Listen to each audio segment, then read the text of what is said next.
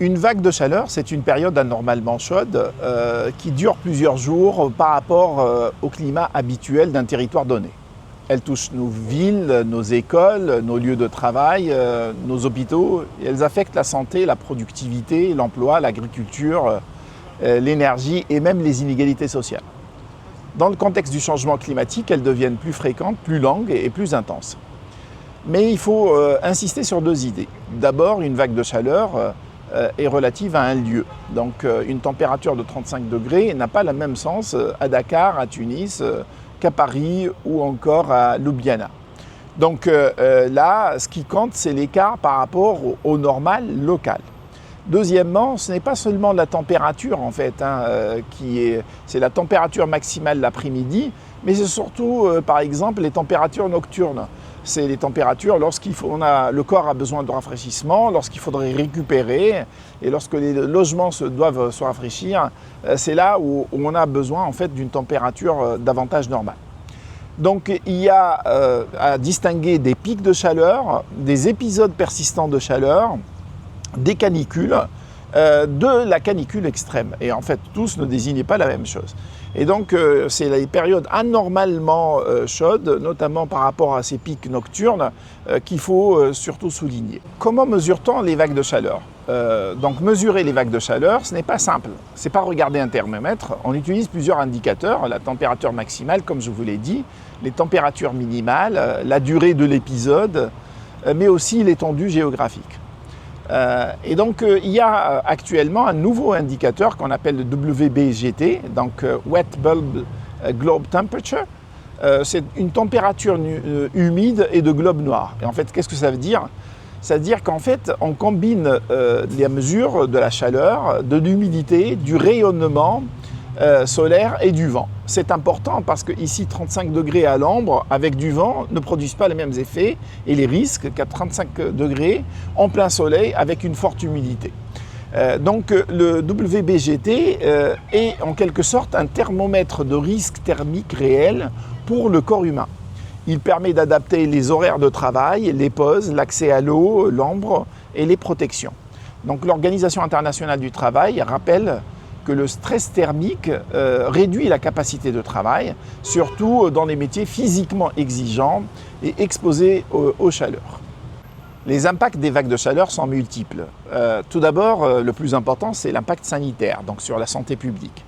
Les vagues de chaleur provoquent des déshydratations, des coups de chaleur, des aggravations de maladies cardiovasculaires, les maladies respiratoires et rénales. Surtout, ils touchent les personnes âgées, les enfants, les femmes enceintes et donc les populations les plus vulnérables. Et donc là, il faudrait une attention particulière pour cette population. Deuxièmement, ils touchent la productivité. Quand il fait trop chaud, le corps ralentit, la concentration diminue, les erreurs augmentent, les pauses deviennent nécessaires et certains travaux deviennent dangereux, notamment les métiers du bâtiment par exemple qui sont exposés aux fortes chaleurs dehors.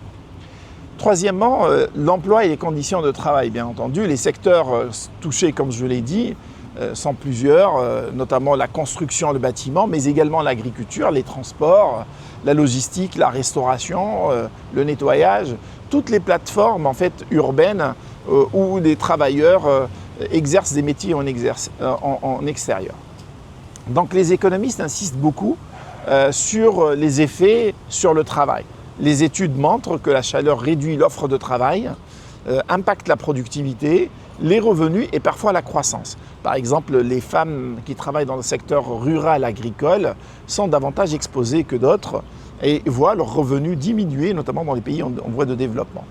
Donc la productivité quotidienne, elle est décroissante en fonction de ces épisodes de chaleur extrême. À l'échelle mondiale, les ordres de grandeur deviennent considérables. L'Organisation mondiale du travail estime qu'en 2030, le stress thermique pourrait entraîner une perte de 2% des heures de travail mondiales.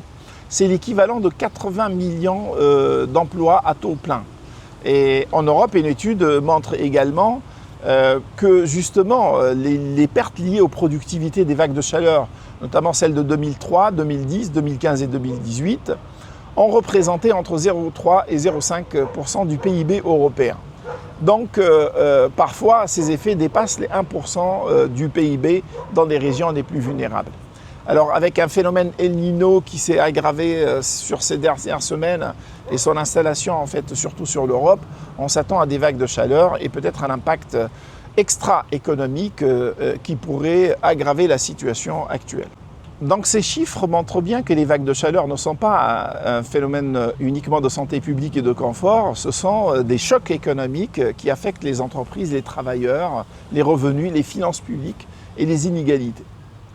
Alors le quatrième effet et impact sur l'agriculture et l'alimentation, parce que les vagues de chaleur réduisent les rendements agricoles, augmentent le stress hydrique et donc fragilisent l'élevage et peuvent contribuer justement à la hausse des prix alimentaires.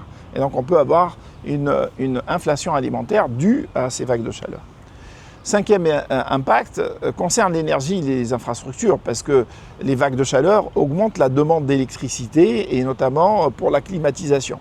Donc elles peuvent perturber les transports, fragiliser les routes, les rails et les réseaux électriques et les systèmes de santé. Donc on voit bien que ça touche aussi l'impact, le pic énergétique, le pic de production d'électricité est toujours atteint lorsqu'il y a des vagues de chaleur. Donc dans un contexte de changement climatique important, il est urgent de faire de l'adaptation par rapport à ces nouvelles vagues de chaleur et il est urgent aussi de faire de l'atténuation pour que les vagues de chaleur ne soient pas encore plus fortes dans les années à venir. Je reviendrai dans un nouveau éclairage sur ces impacts et la manière de lutter contre les vagues de chaleur, notamment par les rafraîchissements des villes, par des politiques sur les infrastructures et par tant d'autres actions qui sont du niveau individuel que du niveau collectif et politique. Donc à très bientôt pour un nouvel éclairage du dimanche sur un phénomène qui touche les changements climatiques.